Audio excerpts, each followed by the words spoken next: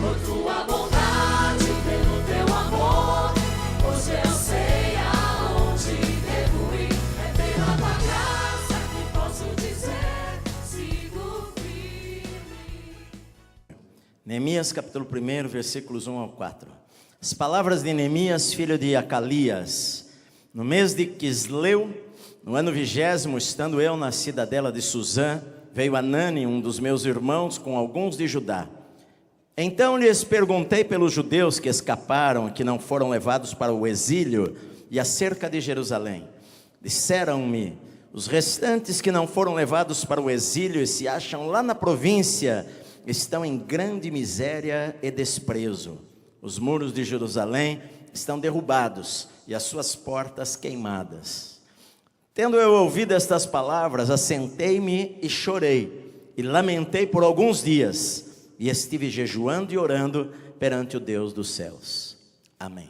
O livro de Neemias, queridos, na verdade, ele era para ser lá no final do Antigo Testamento. Ele não está colocado aqui na Bíblia em ordem cronológica, porque Neemias ele viveu mais ou menos 150 anos depois que Israel foi levado para o cativeiro na Babilônia, no ano 586 a.C. A cidade de Jerusalém foi destruída completamente. Os muros da cidade foram destruídos, o templo foi destruído, as pessoas foram levadas acorrentadas para a Babilônia como escravo pelo rei Nabucodonosor. 70 anos eles ficaram lá.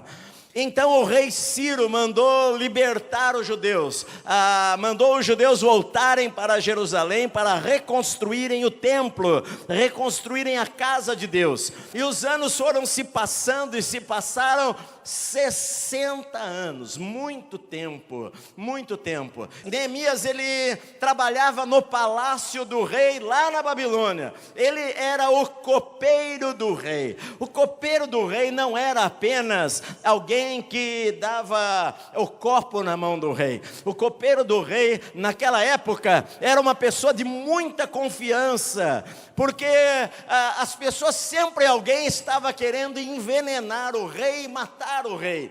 Então o copeiro do rei era a pessoa responsável em provar a comida antes de o rei comer. Acontece que um certo dia, as pessoas, alguns judeus voltaram de Jerusalém e foram até o palácio, lá centenas de quilômetros, para visitar a Neemias. E quando chegaram lá, falaram: a cidade está uma grande miséria, a cidade está destruída, os muros estão caídos, as portas da cidade queimadas, nós somos vergonha para todas as pessoas. E a Bíblia diz então que Neemias sentiu aquilo. Como é que pode a nossa terra estar assim, os sepulcros dos nossos pais terem sido destruídos, a cidade destruída? Então a Bíblia diz que ele chorou e lamentou muito isso daí, ficou muito triste com isso daí. E então a Bíblia diz que ele começou a orar e a jejuar a este respeito. A história de Neemias é a história de um copeiro que acreditou que algo poderia acontecer além da sua capacidade. É a história de um homem que era um copeiro e que de repente sente um chamado de Deus para fazer algo além das suas forças, além dos seus limites, porque enquanto ele estava orando, ele começou a sentir a necessidade de ir até a cidade de Jerusalém e construir o muro da cidade e construir novamente a cidade. Ele sentiu: eu preciso fazer alguma coisa.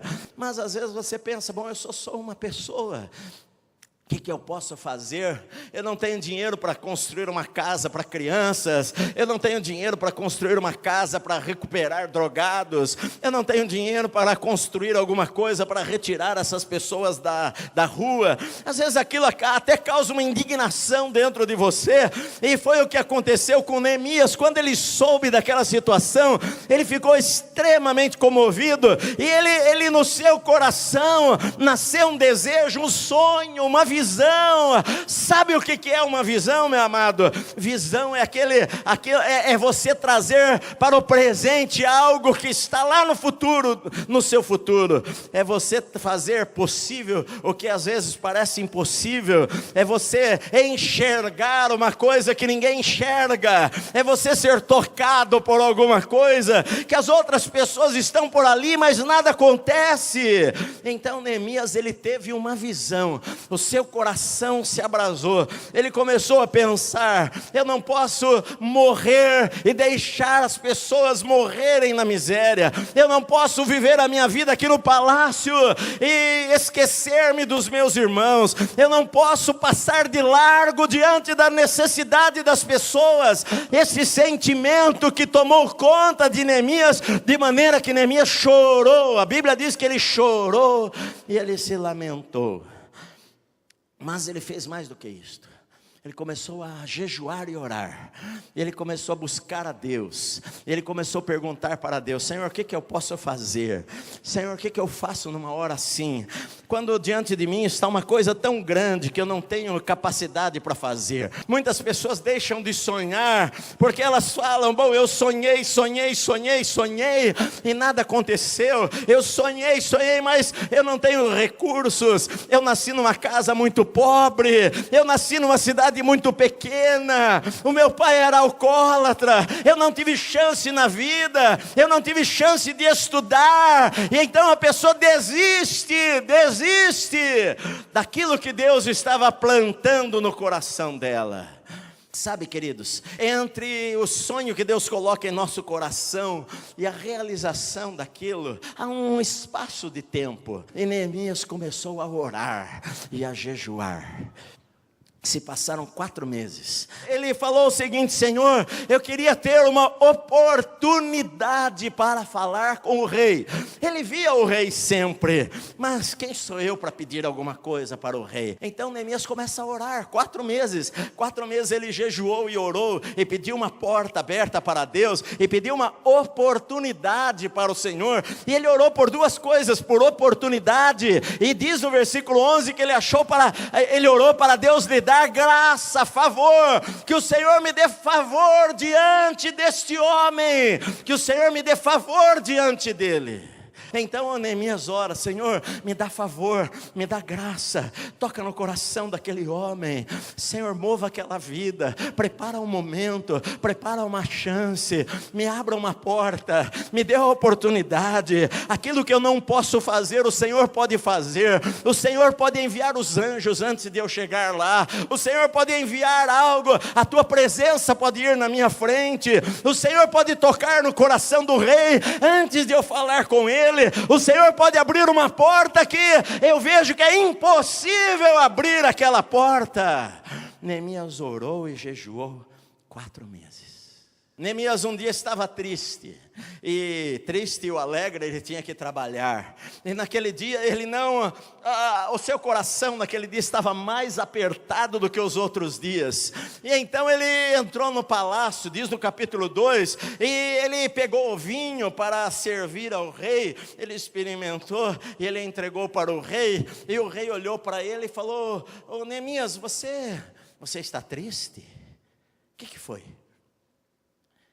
E Neemias então falou para o rei: meu rei, como é que eu não estaria triste se a cidade dos sepulcros dos meus pais está destruída? Eles estão em miséria, eles estão em aperto. E o rei perguntou então para Neemias: olha, é graça, é favor, é Deus abrindo a porta. O rei, ao invés de mandar cortar a cabeça dele, o rei falou o seguinte para ele: o que é que você quer que eu faça? Então Neemias orou rapidamente. Você sabe o que é oração telegrama? Você sabe é quando você está diante de uma pessoa conversando com ela, mas lá no teu coração você fala: Senhor, é agora, Senhor, me ajuda aqui nesta hora, coloca a palavra na minha boca. Oração telegrama é aquela oração naquele instante que você não dá para parar e ir para o quarto. É aquela oração que você fala: Senhor, agora me ajuda. E então o rei falou para ele: o que é que você quer que eu faça? E ele fez uma rápida oração. Agora, uma coisa interessante, meu amado, é que Neemias ele orou e esperou 4 meses, mas Mas ele não esperou de braços cruzados, ele esperou planejando. Se Deus me der esta oportunidade, o que eu vou falar para a pessoa? Sabe, querido, isso é fé. Porque às vezes Deus dá oportunidade para você e pega você desprevenido, você não estava preparado, você se candidata a um emprego e só ora e não se prepara para aquilo. Se ele me perguntar sobre tal assunto, o que é que eu falo? O que eu respondo? Neemias, ele planejou, ele sabia o que ele queria, porque ele não tinha dinheiro. Como é que eu vou construir um muro em volta de uma cidade inteira? Eu não tenho recursos, eu não tenho pedra, eu não tenho madeira, eu sou copeiro do rei, eu vou viajar centenas de quilômetros. Lá na terra as pessoas são contra isso daí, os inimigos não querem que a cidade de Jerusalém tenha os seus muros, não vai ser fácil as coisas. Então quando o rei pergunta para ele, o que é que você quer? Ele ora rapidamente, e ele tem a ousadia para falar para o rei o que é que ele queria. O que é que ele queria? Se você fizer a relação, você fica abismado com a ousadia dele. Querido, quando você for pedir alguma coisa, peça grande, não peça pequeno não. Deus não quer coisa pequena, Deus quer coisas grandes. Nada de puxadinho, já peça um puxadão. Não, vou pedir só. Vou pedir um carrinho, tá bom, pastor. Peça um carrão, meu amado. For orar para Deus, que é todo poderoso, já peça algo bom. Aí ele deu a lista. Ele falou o seguinte para o rei: rei, no capítulo 2 está isso daí. Ele falou: rei, eu queria primeiro que o senhor me desse cartas para eu chegar até lá, que o senhor me desse cartas para ninguém no caminho, nem o rei intervir e me impedir de chegar lá. Segunda coisa, rei, eu verifiquei que o dono das florestas do rei, o nome dele é Asaf. Eu queria que o senhor me desse uma carta para Asaf, para ele me dar toda a madeira necessária para eu construir a muralha. Terceiro, eu queria que o senhor me desse carta para os moradores e líderes da terra, para que eles, quando eu chegar lá, eles me deem tudo aquilo que eu precisar. E também, rei, eu queria que o senhor me desse uma outra. O rei interrompeu ele e falou: tá bom, Neemias, quanto tempo você quer ficar fora do seu trabalho? Quanto tempo você quer? E a Bíblia diz que Neemias determinou um certo tempo, e o rei concordou com aquilo. Ele não diz quanto tempo, mas quando a gente faz os cálculos do livro, Neemias pediu para o rei: rei, eu vou ter que ficar fora do meu trabalho, sendo remunerado, e tudo isso daí, essa coisa toda que eu falei para o rei, de ir lá construir, tal. Eu preciso de mais ou menos, rei, 12 anos.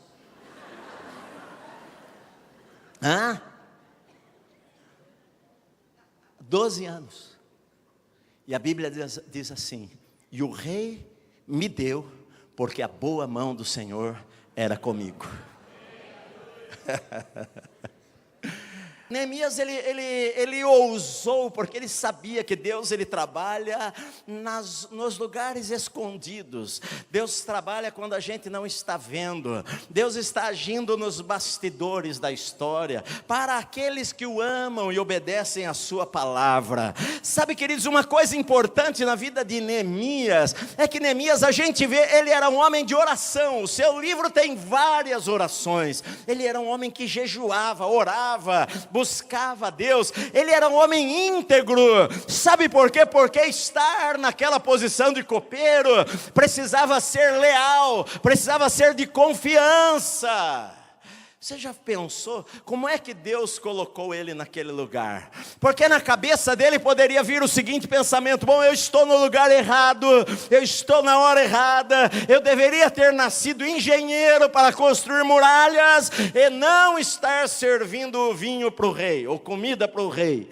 Mas na verdade, por trás da história, você pode pensar: Neemias, ele nasceu Ele nasceu como escravo, e ele talvez um dia, por alguma razão, ele começou a trabalhar no palácio, ajudar alguma coisa. A Bíblia não fala, mas quem sabe Neemias começou limpando o chão do palácio, e arrumando as coisas, e trabalhando ali debaixo de supervisão de outras pessoas. E um dia o copeiro do rei morreu, e aí o rei perguntou para alguém: olha, eu preciso de uma nova pessoa, mas esta pessoa precisa ser íntegra, esta pessoa não pode ser mentirosa, esta pessoa tem que ser correta nas coisas, esta pessoa tem que ter demonstrado lealdade ao seu superior, porque é um cargo muito importante. Eu preciso de alguém, é a minha vida que está em jogo. Então, ele pode fingir que mastiga comida. As pessoas tinham técnicas para não comer e matar o rei. Então, tem que ser uma pessoa de confiança. Então, alguém deve ter falado: olha, tem um rapaz que limpa aqui todo dia, a gente observa ele. Nós já estamos observando dele, a vida dele há um bom tempo. Ele é um cara correto, ele é um cara íntegro, ele pode ser o copeiro do rei. Sabe, queridos, com certeza Deus estava trabalhando, preparando, colocando ele no lugar certo. E agora Deus estava preparando o coração do rei. 4 meses de oração, e Deus estava preparando o coração do rei para abrir as portas para Neemias. É bom nós confiarmos em um Deus que controla tudo. A Bíblia diz que a uns Deus abate, a outros Deus exalta. A Bíblia diz assim: Deus remove reis e Deus estabelece reis.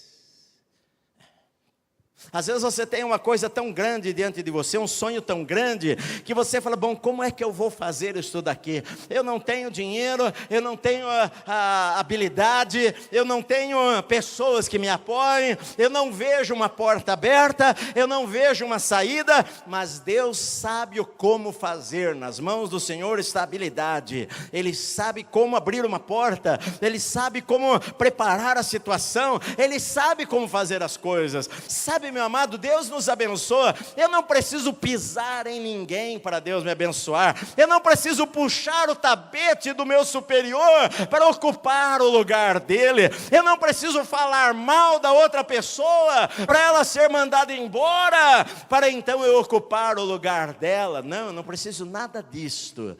O que eu preciso é da bênção de Deus. Deus vê você no teu quarto, Deus vê você no teu trabalho, Deus vê você dirigindo o teu carro, Deus vê você sentado no metrô, Deus vê você andando na Praça da Sé no meio de 1 milhão de pessoas, Deus vê você onde o homem não vê você, Deus vê o teu coração onde as pessoas não conhecem você de verdade, Deus vê as lágrimas que você derrama lá no teu quarto que ninguém enxerga, Deus vê os desejos do teu coração, e Deus vê a tua sinceridade. O homem não vê, mas você não está pensando do que o homem vê. Para você o mais importante é o que Deus vê, porque Deus está acima do homem, e Deus manda e as coisas acontecem.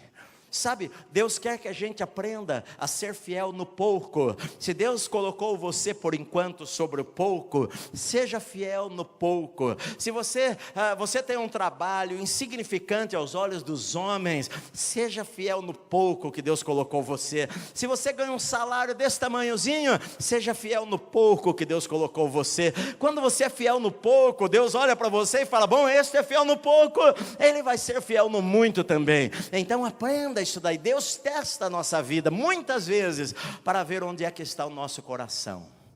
Não existem sonhos que não possam ser alcançados, não existem barreiras que não possam ser transpostas, não existe dificuldade que não possa ser vencida, não existe obstáculo para aquele que crê que não possa ser ultrapassado. Com Deus nós podemos todas as coisas. O anjo falou para Maria: olha, Maria, não tem nada difícil para Deus, nada é impossível para o Senhor, tudo é possível. Aquilo que é difícil para o homem não é difícil para Deus. O como é difícil para você, mas o como é o que Deus faz todos os dias, é o que Deus faz sempre.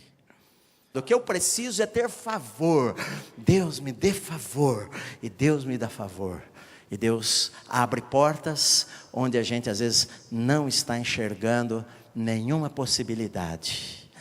É isso que Deus faz sempre, quando nós confiamos nele. Se você tem sido abençoado com o nosso programa, não deixe de contribuir com esse ministério. Sua ajuda fará com que a palavra de Deus alcance milhares de lares no Brasil. Ore, divulgue e contribua. Associação Proclamai. Nos bancos: Itaú, agência 8725, conta corrente 14441, dígito 7. Ou Bradesco, agência 2103, conta corrente 029236, dígito 2.